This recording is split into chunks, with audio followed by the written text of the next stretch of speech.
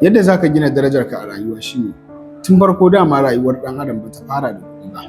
Kuɗi suna iya kawo maka sauƙi a cikin rayuwa, amma mutunci, hali da yadda mutane suke ganin ka su ne asalin darajarka.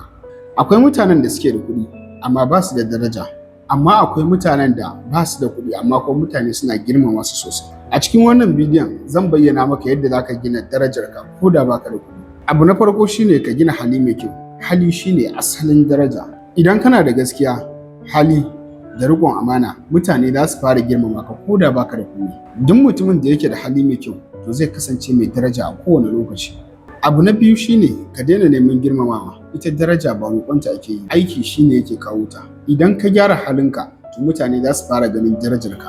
Ka koyi abu mai amfani ko da baka da komai, ilimi yana ɗaga darajarka. Ka koyi skills kuma ka koyi magana mai kyau, sannan ka koyi yadda ake yin mu'amala da mutane. Duk mutumin da yake da ƙwarewa to ana neman sa ne. Abu na huɗu shine ka kula da tsafta, ka kula da kai.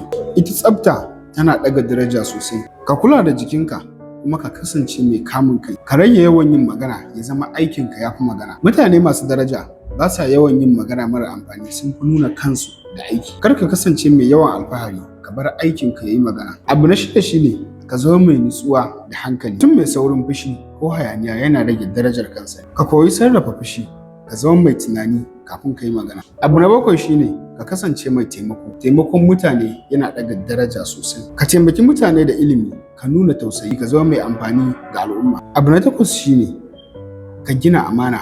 Idan mutane suka yarda da kai to kada ka tona sirri. Ka kasance mai gaskiya kuma ka zama abin dogaro. Saƙona na ƙarshe akan gina daraja shine ita daraja ba ta sayuwa da kuɗi. Ita daraja ana gina ta ne da hali, ladabi da kuma ƙwarewa. Idan yanzu ka kasance baka da kuɗi to kada ka damu. Darajarka za ta kawo maka dama da kuɗi a nan gaba. Allah ya sa mu dace.